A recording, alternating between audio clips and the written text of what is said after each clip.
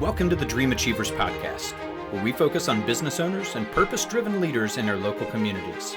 We meet people every day where we shop, eat, and do life, and want to bring their stories to you each and every Wednesday. Now, let's get to this week's guest. Hey, welcome to another episode of Dream Achievers. This is Andy Young, the Mountain Money Man, and joined this week by Dustin Blackson. Dustin, thanks so much for joining us on this pretty day that you could be out doing any number of other things, but we're sitting inside. We're through the cold spell that we've had, hopefully. I'm crossing fingers, toes, whatever else I can at this point. But welcome to the podcast. Well, thank you for having me. Well, Dustin, we're here in your family home as we record this, so a little different setting than normal with that. But we're in St. Paul. Tell me, what's so special to you about St. Paul? Well, a lot of things. I mean, I grew up here, going around walking around, fishing around the Oxbow Lake and everything, going to fish with my grandfather down there a few times and everything. And it's just a really laid-back town and everything. Got a lot of good things going, and love to see what the future has for it and everything. Well, it's interesting that you say what the future holds, because you do so much looking back at the past, right, the history, right? So you mentioned with your grandfather, your grandmother here in this home as well. Tell me, share with me, why is history so important to you? Is it from spending time with them, or what was? Yeah, I had such a close relationship with them growing up. My interest in history actually started out more in genealogy. I was 11 years old at the time and was going through some of my grandfather's stuff, and of course, me being the curious kid that I was, and I found these old documents that my grandfather had in storage there and everything, and I noticed a list of names on them, and same last name as mine and his, and so I took these documents to him, and I asked him, I said, who were these people and everything, and of course he was upset with me for going through his stuff and everything, but he did tell me who these names were. He said how they were his aunts, uncles, and cousins and everything. And so that right there started out my interest in genealogy, learning about the family history and everything. And eventually about that same time, that did grow over into history. I started going to the reunions where him and my mama grew up at over in Harlan County, Kentucky. And in the coal camp where they grew up at, there's a museum there. It's called the Clover Fork Museum. And in it, they've got a bunch of mining equipment, artifacts, old pictures and everything. And I was just fascinated by all this history that was here, and just learning about our local history here in the Appalachian Mountains and everything, and the coal heritage that we have here and everything. One of my favorite trips in school, you mentioned as far as with mining, was a trip to the Pocahontas exhibit mine. And I can remember that being little and going, I can remember it for two reasons. One, because it was such a different environment to go in. Number two, because our school bus hit the bridge and peeled the top off. Oh my goodness. It was a memorable trip for two reasons. I guess three, because I'm old enough to where I can remember watching the show Blossom, and the lady that worked in the little caboose there, that was her granddaughter was 6 on the show. That was the three things I can remember from that trip with that. But you look at these coal camps, you look at the history of this. There's not a whole lot of places where you can see history of that era. We've seen a lot of these coal camps kind of fall into disrepair, or have went from being the bustling hub of one point to where it's just not the same economy anymore. So how are you going and finding this information? Well, of course, with today's technology, of course, like everybody else, we do all the research online, but sometimes you still have to physically go out there and doing the footwork, and I've had my share of going to the courthouse, looking through old deed records and everything, and we're mining where companies had bought out mines by previous equipment, which is based on a project that I'm kind of working on myself right now and everything. But it's just like the museum over there where my grandparents grew up. Of course, they still have these reunions, but only a handful of people are still going to it. The guy who is still over the place and everything, his mother started, who started the museum and everything. He's been trying to get the museum restored and everything, and not having much luck because of the lack of interest in it. I'm trying to help him, get people to reboot that interest and everything, to kind of, see what their grandparents and how their grandparents and great grandparents grew up. in these coal camps and everything. Yeah, because it's becoming a lost history, and it's not a history that's taught in schools. and we're not that far removed from it. If you think about it, that you say there's a lot of museums around, say, World War II. I spent some time growing up, not growing up, but spent some time living in the Lynchburg area, and my wife and I would drive through Bedford. And we were just walking through, and we went and got some ice cream and kind of enjoyed.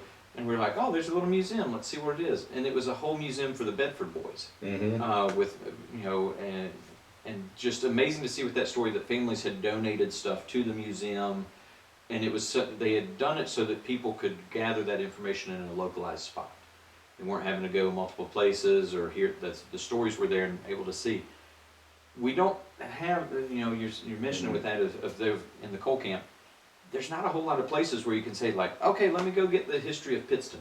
Let me, Clinchfield Coal. Exactly. With that, there's not an easy way of just going and saying, yeah, I know it's important in this area, but how do I find out more? Basically, the best way is talking to people who actually were there, seeing it firsthand and having a part in it firsthand. Of course, with Pittston strike, being in the early '90s there and everything, there's still quite a number of people around that you could talk to on that.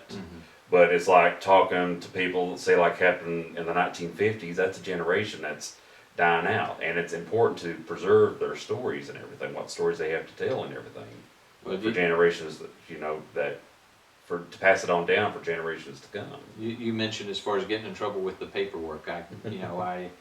After my grandfather, my dad's father had passed away, my grandmother was still around, and I remember sitting one time and I was going through stuff, and I found her dad's old World War I field service manual. So it was amazing to see stuff like that still existed, but I don't even know how I came across it. But hearing the stories, a lot of people from that generation, if it was the war or coal mining or whatever, they don't think anything of it special. It's just, yeah, I did it. So the stories don't come out as readily.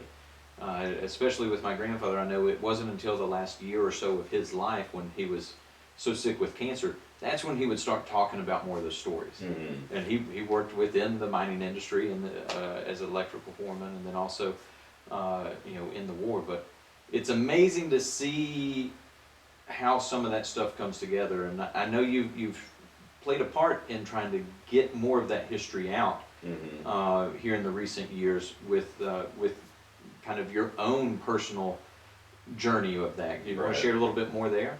Well, it's like I started Historic Explorations, actually next week will make 3 years ago that I started it on Facebook and everything, because after my grandfather had died in January 2017, my interest in history had went away there just a little bit before he died, because I was, going to put myself through college at the time. But I started traveling, taking weekend trips not long after he passed, and that kind of revamped my interest in history and everything.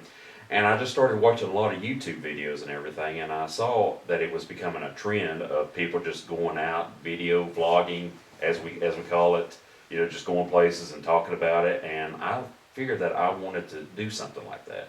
And of course, it took me a while to figure out how I was going to do it and everything. So I just started Historic Explorations online. I didn't have a plan on it. I'm still learning it. A lot of things I've just learned through trial and error and everything. But I'm proud with how it's grown and still growing. I've currently got 14,000 followers on Facebook, a little over 1,000 on Instagram, and right now I'm got a lot of YouTube videos, projects that I'm working on.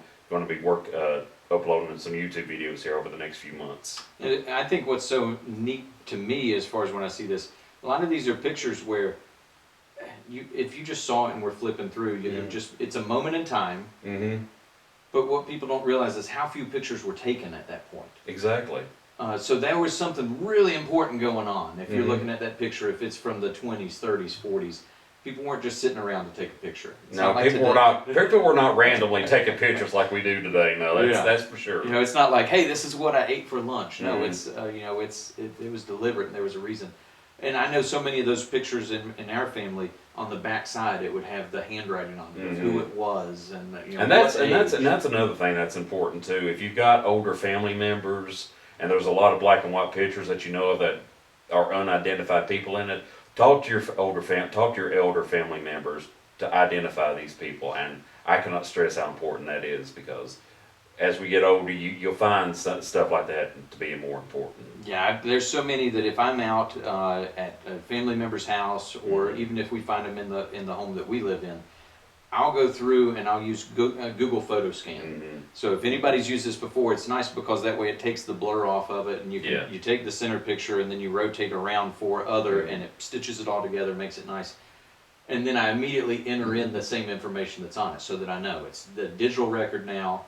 It's saved for me, because I don't know how often I'll have that physical picture in front of me, if ever again. So I don't want to lose it. We're surrounded by pictures here around you that we take for granted what's on our walls. Exactly. And then we see so many people that have lost homes with fires and everything else, and if we don't have that, it's gone. There's no redo. Yeah, you're right. With that. Hey, sorry for the interruption, but I wanted to make sure to bring to you something special today to help you out with making sure you're on track with your own retirement and financial future.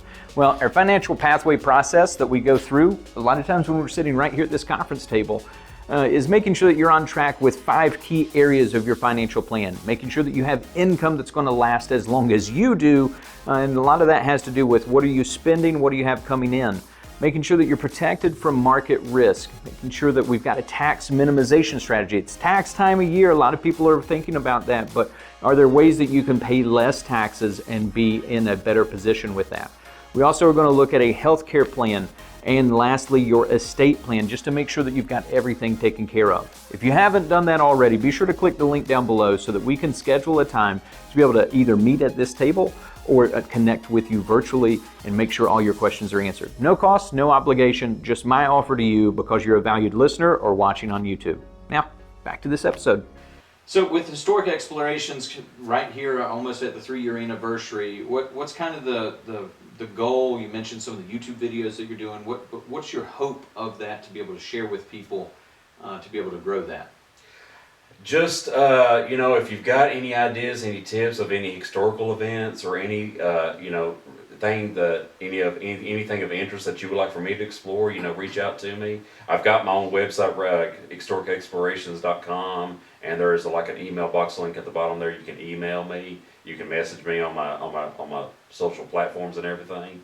So, and right now I've also got a podcast that I started up about a year ago, and I've got some people in line right now that I'm going to be doing some interviews here in the next few weeks or so. Yeah, I know you saw here just within the last little bit that you went down to Appalachia and kind of went through some of the buildings. And I did, yeah, I did. Share some of the stories there of how much that region has changed and is ever changing now. We're seeing that life kind of come back in. So being able to get that historic walkthrough to see that moment in time before things change. Right now, it's the lady who I did the interview with over there. Actually, that video was actually done about a year ago, and I just finally got around to uploading it on my YouTube. But the lady, her and her husband they've started up their own organization called Appalachia Rising Ventures right now. And she always was interested in, the history of the buildings there in the town of Appalachia when she was growing up and everything. So her and her husband right now are in the process of restoring these buildings. I don't know, back to their former glory or up to today's specifications, but but the Peak building, that's pretty much like the main building. That building is in the Guinness Book of World Records. Is it? I can't remember what the reason was. Is it the multiple floors? I would have to look that up. I would have to actually look that up. But yeah, it's got the steps that goes around the road, so it's got a main entrance there on all 4 floors of the building there. So I think it's something to do with the levels or entryways or something. Right. But it is a very, very unique building. It is. Sure. That it is. Yeah, that it is. Now, with kind of your reinvigorated love of history and being able to share with this, what are some of the events that you've kind of taken to? I know you do a lot as far as with the county with kind of the history aspect and being able to share. But what are some of the things that you've done or look to be doing in the near future to continue to share that? Well, there's a couple of events coming up. A friend of mine is doing a big event. This year is the 250th anniversary of when Daniel Boone had came through the Wilderness Road. So my friend of mine, she will be doing an event the last week in April there. Last year she called it the Colonial Experience. That will be taking place down at the Blockhouse at Natural Tunnel State Park in Duffield. And Mother's Day weekend coming up over in Wilderness Road State Park over in Lee County, they will be having their big event. It's called America Virginia's First Frontier, and that's a very big thing for them. They'll be having a reenactment, big reenactments there and everything, and that's part of the 250th anniversary for the Wilderness Road, or when Daniel Boone came through here. Yeah, that's, if you haven't been to one of the reenactments, I know that was one of the things that you mentioned to me before, as far as kind of as a kid seeing that and kind of taking to it, and then getting back into it now. There's not a lot of places where you can go back to see how people did it at a certain point in time. No, that's right. You know, I visited a lot of Civil War battlefields over the years, and if you show up and you look and you just kind of are quiet and still in that moment, you look, it's hard to understand the scale of if there were actually people here running right now, if there's ammunition going off, if there's, like, how different would this hayfield be? So when you get to see things like that, not only just how people did stuff at that time, but you know, how would that war experience have been? Pretty interesting with that, and just the frontier aspect. That, you know, we're lucky that we have a couple places where you can sometimes see stuff like that. You know, with the Rocky Mount settlement as well as with Crab Orchard, of being able to see some of that kind of historic, those Daniel Boone times of coming through, the little more rustic aspect of the region. You know, we've got the special celebration coming up next year as well, I think. Yeah, right? the big one, which pretty much everybody in the history community is really gearing up for, 250th anniversary for the United States. Yeah, and it is my goal to next year be spending some time up in the New England states during this celebration. That'll be amazing to be able to see that and capture, especially with your influence of what you can bring to the table of bringing that rich history experience to people, of being able to walk through and explain that. Because again, that's one of those areas. There's tons of history. There's tons of stuff going on. But if you don't know what you're looking at, it doesn't do a whole lot of justice. Yeah. I know my wife and I vacationed one year in Charleston, and it was beautiful to drive through. But then we took the carriage tour, where the guy was actually explaining what you were seeing. And he was like, "Hey, you see that? You see those little, you know, bolts that tighten up?" I'm like, "Yeah." And he's like, "That's because the buildings get hit with so much cannon fodder that they had to tighten the buildings to keep them together." It's like, never would have guessed that that's what that metal piece was for. You know, so when you're seeing that and being able to go through, just a different experience with that. You've also been involved a lot as far as kind of the historic aspect of Russell County, like what we mentioned. Russell County has tried to lead forward a little bit more here in the last couple of years, with showcasing things at the site of the original courthouse. Yeah.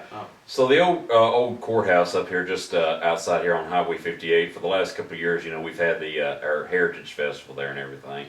Now, Russell County was founded in 1786, and they opened up the old Russell County Courthouse there in about 1799, and it went on there until about 1818 or 1819 before they moved it up to the county seat there, which of course is now Lebanon and everything.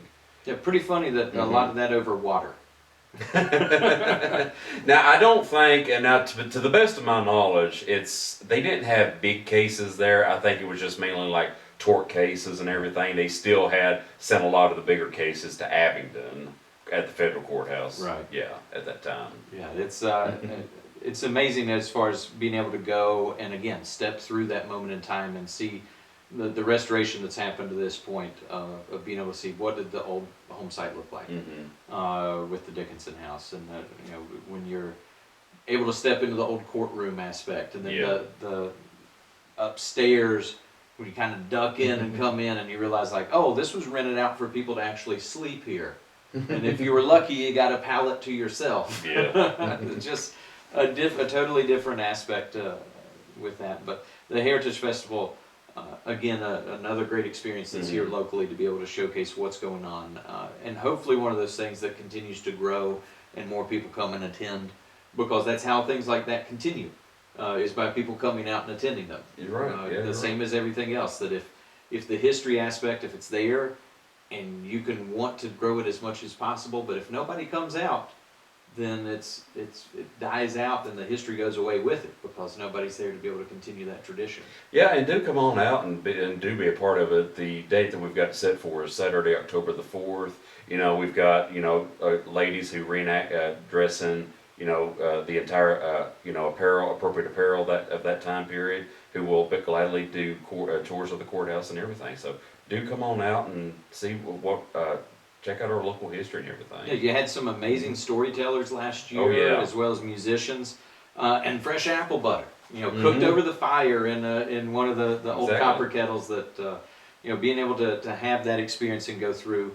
As much as I like my regular, go to the cannery and make some apple butter, when you get it made that way, it's just so much better with that. Dustin, what else as far as that's kind of coming up for you that you want to share with people, or where can they follow along with Historic Explorations to keep up with more information? Well, as I was mentioning, I do have my regular website, historicexplorations.com. And as far as what platforms I'm on Instagram, Facebook, and YouTube. And also, I do have my podcast, which you can find it on iTunes, Apple Podcast, iHeartRadio, and Amazon. Well, I'll be sure to share a link down below for everybody if you don't already listen to it or follow Dustin. And you should be able to listen to the podcast episodes and find all my YouTube videos there on my regular website as well too. Fantastic. So a nice central resource for people to be able to go through.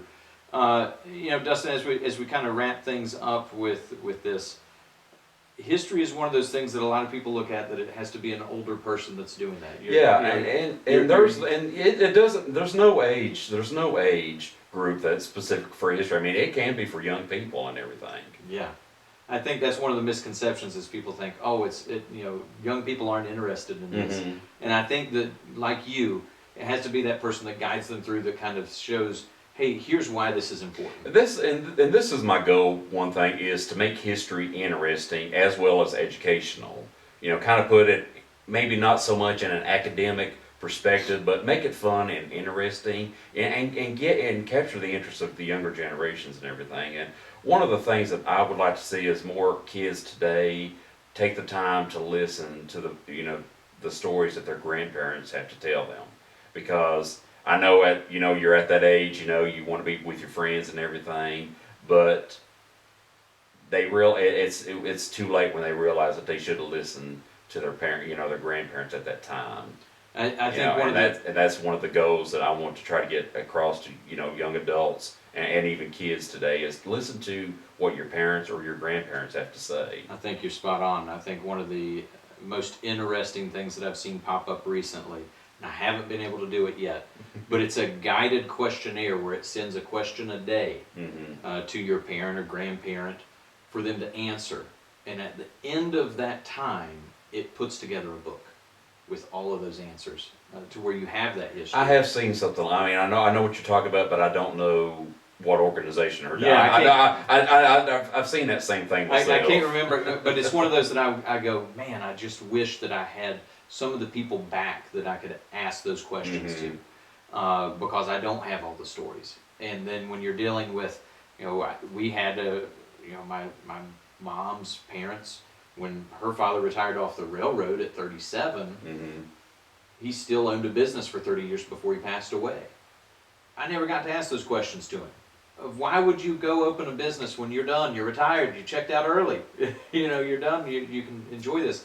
She remembers being 5 years old and cleaning the old grocery shelves off in the old theater building in Honeacre before it was converted to the auto parts store. So she can remember cleaning shelves off, but you're not going to remember at 5. No, you're not. So it makes it difficult to try to hear that full story. So when there's folks out there like you that can gather that information, that can talk to the right people, or for you that are out there right now watching this, talk to people and find out the stories. Get that, because you cannot get it back. When those people are gone, they're gone. Exactly. And we never get those stories back. It's all hearsay at that point. So I know that that's one of the things that we share, is that if we could sit down one more time and ask those questions, we would be glad to with that. But Dustin, I appreciate your time being able to share with everybody. This is one of those things that with episodes like this, we want to make sure that we're sharing as much as we can. The same as those stories. Share the episode with other people. Like, share, subscribe so you never miss an episode as we continue on this journey of Dream Achievers. Until next time, this is Andy saying I'll catch you down the road.